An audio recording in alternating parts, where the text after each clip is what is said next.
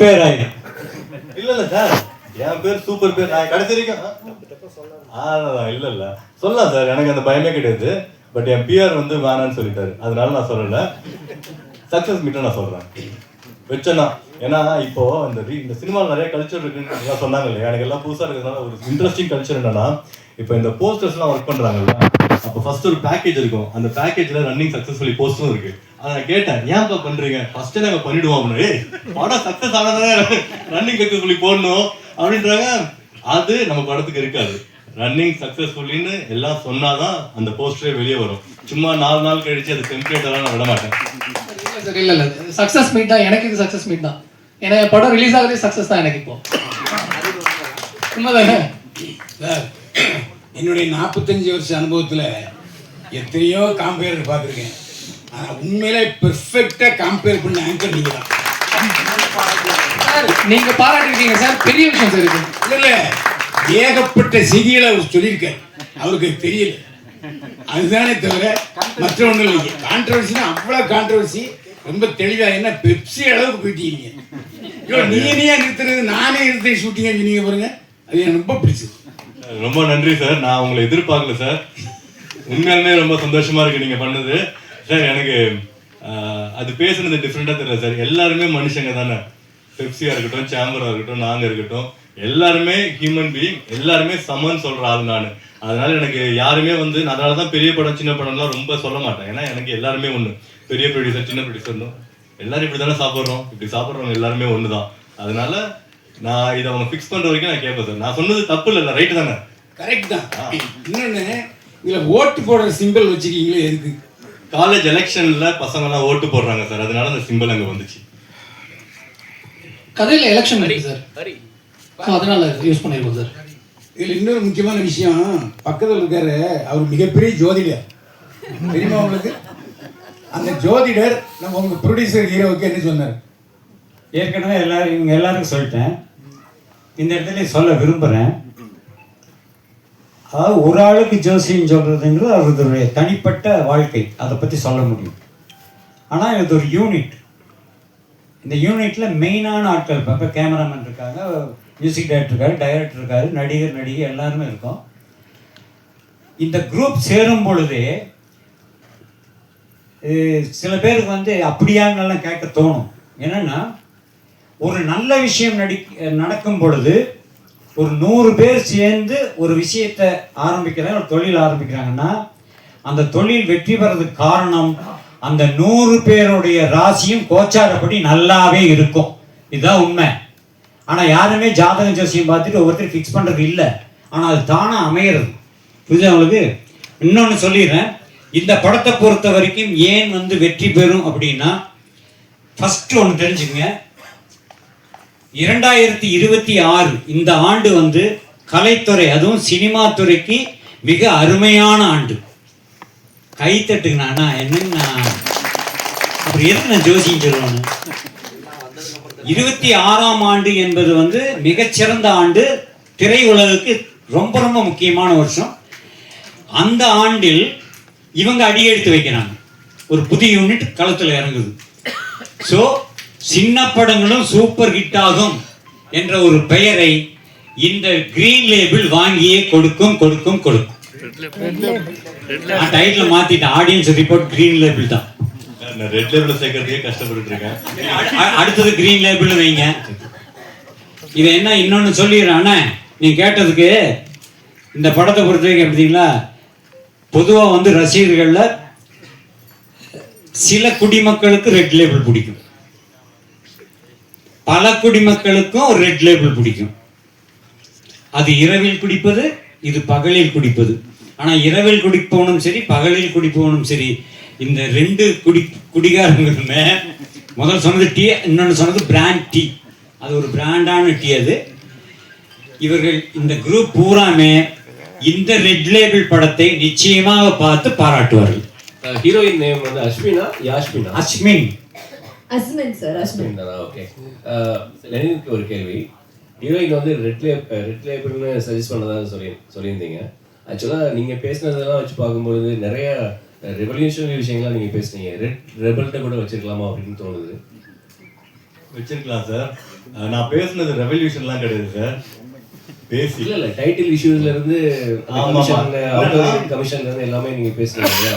அது என் மட்டும் பேரே பாடி லலிதா லாங்குவேஜ் சார். பூராமே வந்து விஜய் பாக்குற மாதிரி இருந்தது.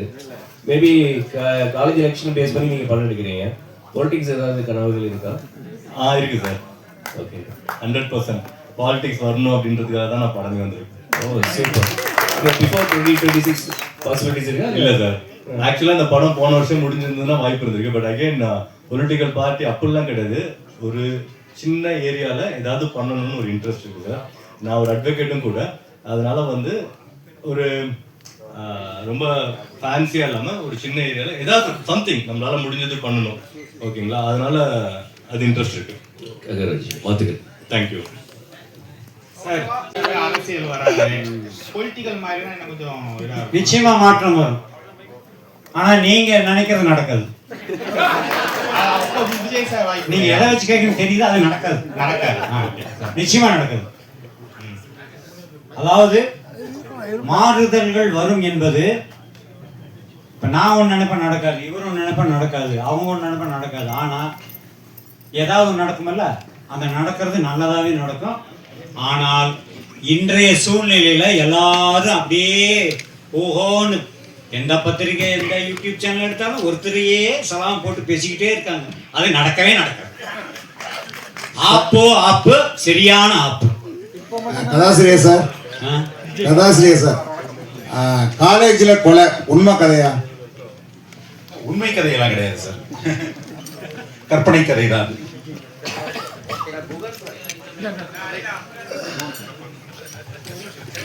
அதாவது பாரதி ராஜா, பாக்யராஜ், ஏன் அனுமோகன் எல்லோருமே கதை, வசனம், டைரக்ஷன். என்ன காரணம்னா ஒரு கதாசிரியர் இயக்குனர் ஆகும்போது அவருடைய கதையை முழுமையாக எடுப்பார். இப்போ உங்கள் கதையை வாங்கி அவர் எடுக்கும்போது அது உங்களுக்கு உடன்பாடாக இருந்துச்சா?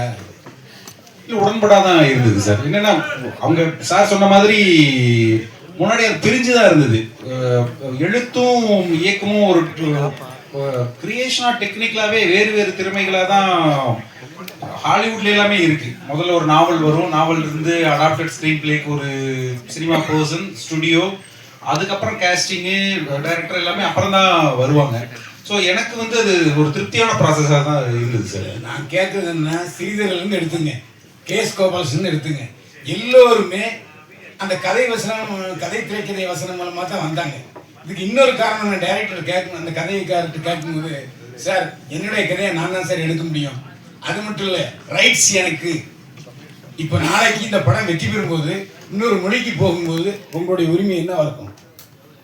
நீங்க முதல் சொன்னீங்க என் கதை நான் எடுக்கணுங்கிறத விட ரெண்டாவது சொன்னீங்களே சார், அந்த ரைட்ஸ் எடுக்குங்கிற பிரச்சனைகள் தான் நிறைய பேர் அதுக்குள்ள அந்த கதை, திரைக்கதை, வசனம், இயக்கம்னே வந்துச்சு. கலைஞர் அவர்கள் எழுதும்போது, அண்ணாதுரை அவர்கள் எழுதும்போது, ஈவன் பாகிராஜ் சார் பிகினிங்ல நிறைய கதைகள்லாம் கொடுத்து அப்புறம் தான் இயக்கத்துக்கு வந்தாரு. ப்ராசஸாவே வந்து ஒரு டைரக்டர் தான் கதை எழுதணுங்கிறது கிடையாது சார். கதை, திரைக்கதை இன்னொருத்தருதாகவும் டைரக்டரா இன்னொருத்தரும் இருக்கிறது தான் ஆக்சுவல் ப்ராசஸ். தமிழ் சினிமால மட்டும்தான் வந்து இயக்குநர்களே கதை, திரைக்கதை, வசனம் எழுதுறாங்க. ஆனா கதையாசிரியர்களுக்கு முக்கியத்துவம் கொடுக்கப்படுறது கேரளால, மலையாளம் இண்டஸ்ட்ரி, அதே மாதிரி மராத்தி இண்டஸ்ட்ரியில பாத்தீங்கன்னா கதையாசிரியர்களுக்கு அங்கீகாரம் கிடைக்குது. பட் இந்த மாதிரி ஒரு திருப்பம் தொடர்ந்தால் நல்லா இருக்கும் தமிழ் சினிமா அப்படின்றது நீங்க எப்படி பாக்குறீங்க? உங்களுக்கான அங்கீகாரம் இருக்காது? இல்லை, இதான் முதல் இப்போதான் கதை, திரைக்கதை எழுதி கொடுத்துருக்கேன். ஆக்சுவலாக இது ஒரு ஆரோக்கியமான ஒரு இதுவாக இருக்கும். வேறு வேறு தளங்கள்ல இருந்து கதைகளோட ஆட்கள் வருவாங்க, வித்தியாசமான சினிமாக்கள் வரும். மலையாளம் இண்டஸ்ட்ரி, ஈவன் தெலுங்குலையும் நிறைய அந்த மாதிரி ரைட்டர்ஸ்க்கான இது இருக்கு. தமிழ்ல நிஜமாலுமே கொஞ்சம் குறைவாக தான் இருக்கு. கண்டென்ட் ட்ரிவன் ஃபிலிம் வேணும்னா நீங்க நிறைய ரைட்டர்ஸ்க்கு கிட்ட நிறைய ரைட்டர்ஸும் உள்ள வருவாங்க. நிறைய பேர் காத்துட்டு இருக்கிறாங்க கதைகள் வச்சுக்கிட்டு. அவங்க எல்லாருமே அசிஸ்டன்ட் டைரக்டரா இருந்து டெக்னிக்கல் குவாலிட்டி தான் கத்துக்கிட்டு வர முடியாத, எழுத்து மட்டுமே வர்ற ஆட்களும் இருக்கிறாங்க. சில பேர் பிரமாதமா படம் எடுப்பாங்க, அவங்களுக்கு வந்து ஒரு எழுத்தாளர் தேவைப்படும். இது நிஜமாலுமே ரெண்டு விதமான டேலண்ட். இண்டிவிஜுவல் ரைட்டர்ஸ் இருந்து இண்டஸ்ட்ரிக்கு அதுவும் கண்டென்ட் தேவைங்கும் போது ரொம்ப தேவையான சமாச்சாரம் தான் நான் நினைக்கிறேன் சார். சார் அதே மாதிரி பாத்தீங்கன்னா தமிழ் சினிமால வந்து பிளாகரிசம் ரொம்ப அதிகமாயிடுச்சு. அதாவது ஒருத்தரோட கதையை மொத்தம் வந்து திருடுற மாதிரி ஆயிடுச்சு. நிறைய கதை திருட பிரச்சனைகள் நிறைய இருக்கு. அதை நீங்க ஒரு கதையாசிரியரா எப்படி பாக்குறீங்க சார்? அதுக்கு என்ன ஒரு வழி பண்ணலாம்? ஆல்ரெடி இருக்கு சார், நம்ம ரெஜிஸ்டர் ப்ராப்பரா பண்ணிக்கிட்டாலே அது நடக்காது. பண்ணது கூட நிறைய பாத்தீங்கன்னா கதை திருடு அப்படின்னு போகுது. நீங்க ஹைகோர்ட் பக்கமா போனீங்கன்னா தெரியும், சுப்ரீம் கோர்ட் வரைக்கும் போயிருக்கு. புரியுங்களா? இதுதான் நடக்குது. அதை நீங்க எப்படி பாக்குறீங்க ஒரு கதையாசிரியரா? ஏன்னா கதை திருடுன்றது இப்போ ஒரு பெரிய பிரச்சனை சார். நிறைய அசிஸ்டன்ட் டைரக்டர்ஸ், புதுசா வர டைரக்டர்ஸ் எல்லாருமே கஷ்டப்படுறாங்க கதை திருடு போயிடுச்சுன்னு. அதை எப்படி பாக்குறீங்க? இல்ல இன்டெலக்சுவல் ப்ராப்பர்ட்டி திருட்டு தானே. அது பேரு திருடுறவங்களுக்கு திருடுன்னு தான் சொல்ல முடியும். பட் நிறைய நம்ம பாதுகாப்பா இருந்துக்க வேண்டியதா இருக்கு. வீட்டை பூட்டிக்கிற மாதிரி நம்ம கதையும் பத்திரமா வச்சுக்கிறது நம்மளுடைய பொறுப்பு தான். அது புகன் சார், தியேட்டர்ல வந்து பார்க்கிங், சமோசா இதெல்லாம் சொன்னீங்க. ஆனா இப்ப சமீபத்துல சல்லியர்கள் படம் வந்து மால்ல கூட வெளியிடலையே, அதை பத்தி யாரும் பேச மாட்டீங்க. ஒரு படம் வந்து தியேட்டருக்கு வந்தாதான் முதல்ல அவங்க பிசினஸ். நீங்க அப்ப கூட யாருமே குரல் கொடுக்கல தமிழ் இண்டஸ்ட்ரியில. தான் படம் வரும்போது தான், வலிக்கும் போது தான் எல்லாத்தையும் சொல்றீங்க.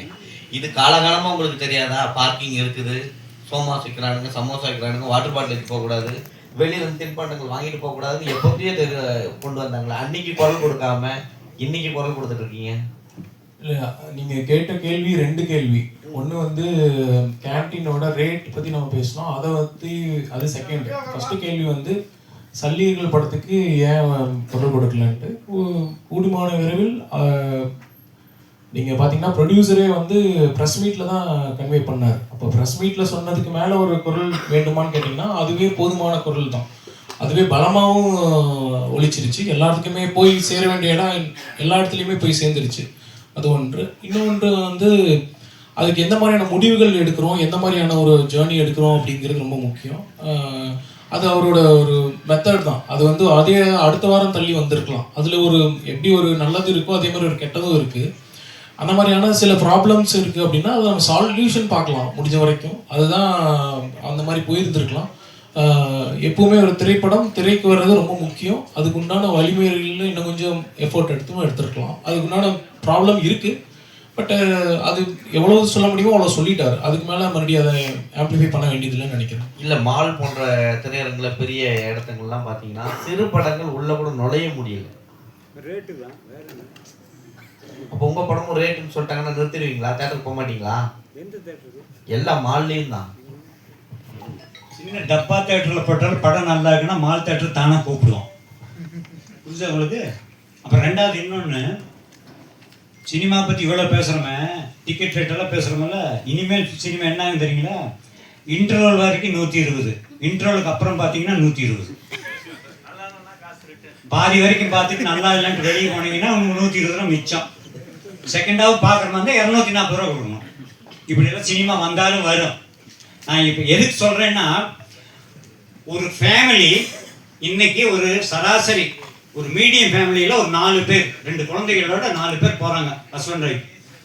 ஒரு படம் பார்க்குறதுக்கு 4 பேருக்கு 150 ரூபா டிக்கெட் போட்டால் என்னாச்சா? 600 ரூபாச்சா? அவ்வளோதான் செலவு பண்ண முடியும். மீறி போனால் உள்ள ஒரு 200 ரூபா செலவு பண்ணலாம் இந்த குழந்தைகளுக்கு. ஒரு ஃபேமிலி சினிமாவுக்கு போயிருக்கு, படம் பார்த்துருக்காங்க, குழந்தைங்க ஃபர்ஸ்ட் ஹாஃப்ல சும்மா விழுந்து சிரிக்குது, அவ்வளோ காமெடி. செகண்ட் ஹாஃப் ஸ்டார்ட் பண்ணான், பயங்கர காமெடி செகண்ட் ஹாஃப்ல. ஆனால் குழந்தைங்க அழுதுகிட்டே இருக்கு, சிரிக்கல. ஏன்னா இன்டர்வல்ல அங்கே அப்பா வந்து பாப்கார்ன் வாங்கி தரல. 300 ரூபா 400 ரூபாய் பாப்கார்ன் வாங்கல, குழந்தை அழுகுது. அப்போ ஒரு ஃபேமிலி என்பவங்க ஒரு 500 ரூபா 600 ரூபா மீறி போனால் ஒரு 800 ரூபா ஒரு ஃபேமிலி படம் பார்க்கறது போய் 2500 ரூபா தூக்கிட்டு போக வேண்டியது. எப்படி தியேட்டருக்கு வருவாங்க? ஃபர்ஸ்ட் ரீசனே சார், தியேட்டர் கிரௌடு ஆக முதல் காரணமே இந்த தியேட்டர்ல வந்து ரேட்டை குறைக்கணும். காபி டீல இருந்து நான் சொல்றது அதுதான். இதுக்கு வந்து எந்த தயாரிப்பாளர்களோ எந்த தியேட்டருக்காரங்களோ அதுக்கு வந்து இது எடுக்கிறதே இல்லை, ஒரு முயற்சி எடுப்பதே கிடையாது. ஏன் அதே காப்பி தானே வெளியே குடிக்கிற 30 ரூபா காப்பி தானே அவனும் கொடுக்குறான். அப்புறம் எதுக்கு? புரிஞ்சுது உங்களுக்கு? சோ தியேட்டருக்கு பப்ளிக் வராத முதல் காரணமே இந்த தியேட்டர் தான் சார். அந்த படம் அப்புறம் சார் இங்க ஆடியன்ஸ் வந்து எல்லா மூவியும் பாக்குறாங்க. மெயினா வந்து ரீலீஸ் மூவி இருக்கு பாத்தீங்களா, மங்காட்டான்னு சொல்லக்கூடிய மூவி, அதான் கில்லின்னு சொல்லக்கூடிய மூவி 4 வாரம் ஹவுஸ்ஃபுல்லா போயிட்டு இருக்கு சார். எல்லா தியேட்டர்லயுமே வந்து முக்காவாசி தியேட்டர்ல ஆடியன்ஸ் வந்து இது பண்றாங்க. ஆடியன்ஸ் கிட்ட கேட்கும் போது இப்ப உள்ள மூவியோட கிளாரிட்டி ஒர்த்தா இல்ல, அப்போ உள்ள மூவி கிளாரிட்டி ஒர்த்தா இருந்துச்சுன்னு ஆடியன்ஸோட ஃபீட்பேக் சொல்றாங்க. நீங்களே செக் பண்ணிக்கலாம். மங்காட்டாவோட படையப்பா படமோட சார் ஓடிச்சு சார், ஓடிச்சு. வந்து 50 கோடி கலெக்ட் பண்ணுச்சு. ஆமா, ஓடிச்சு. அதே ரீ-ரிலீஸ் 60 கோடி கலெக்ட் பண்ணி. என்ன மக்கள் வந்து தியேட்டருக்கு வரதான் செய்யறாங்க. பாப்கார்ன் ரேட்டுக்காக மக்கள் தியேட்டருக்கு வராம இல்லவே. ஐயோ நான் சொல்றது உங்களுக்கு புரியல சாமி. 500 ரூபாய் தான் செலவு பண்ண முடியுங்கிற வர்றது இல்ல. அப்படியே இல்ல சார், 2000 ரூபாய் கூட எல்லாரும் வாங்குறாங்க சார். அது நீங்க நினைச்சிட்டீங்க, நீங்க நினைச்சிட்டீங்க. படத்தோட குவாலிட்டி நல்லா இல்லன்னு சொல்றாங்க. அதெல்லாம் கிடையாது. மிடில் கிளாஸ் எல்லா படம் பார்க்குற ரசிகர் நிறைய பேர் இருக்காங்க. இந்த ரசிகர் படமே பார்க்கணும் கிடையாது. சினிமா ரசிகர்கள் என்பதே சகல படங்களையும் பார்க்குறோம் நிறைய பேர் இருக்காங்க. பர்டிகுலர் ரசிகர்களை விட பொதுவாக சினிமாவை ரசிக்கும் ரசிகர்கள் தமிழ்நாட்டில் அதிகம். எல்லா படத்தையும் பார்ப்பாங்க, அவங்க தான் அதிகம். அவங்க ஏன் உள்ள வர்றதில்லை, நான் சொல்றது குறிப்பாக ஃபேமிலியோட ஏன் வர்றதில்லை, ஃபர்ஸ்ட் ரீசன் 4 மடங்கு செலவு. அவங்களால முடியாது. நான் வந்து இன்னைக்கு வந்து ஒரு 4 படம் ரிலீஸ் ஆகுதுன்னா எனக்கு 4 படத்துக்கு 600 ரூபாய் செலவாகுதுன்னா 4 படத்தையும் பார்ப்பேன்.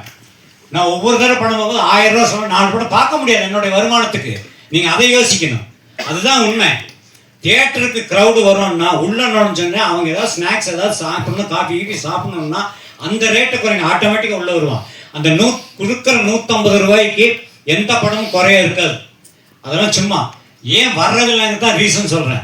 காஸ்ட்டு வந்து உள்ள விற்கிற பொருட்களுடைய விலை வந்து ரொம்ப ஓவர் டிக்கெட்டை விட. அதனால தான் ஃபேமிலியாக வர்றதில்லை. ஜாலியாக போவோம் 500 ரூபாய்க்கு 600 ரூபா செலவு பண்ணுறோம், உள்ள தியேட்டருக்குள்ள போவோம், எல்லா படத்துக்கும் போவோம். ஆனால் சராசரி ஒரு ஏழைப்பாளையம் கூட ஒரு தியேட்டரில் வந்து படம் பார்க்கணும்னா இந்த டிக்கெட் ரேட்டுக்கு நிச்சயம் வருவாங்க. உள்ள வந்து சாப்பிட்ற பொருள்னாலே வர்றதில்லை.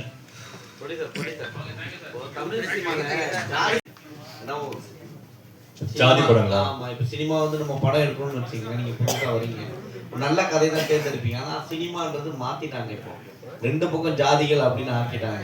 நீ ஒன்னு எடுத்தா நான் ஒன்னு எடுப்பேன். இதை எப்படி பாக்குறீங்க?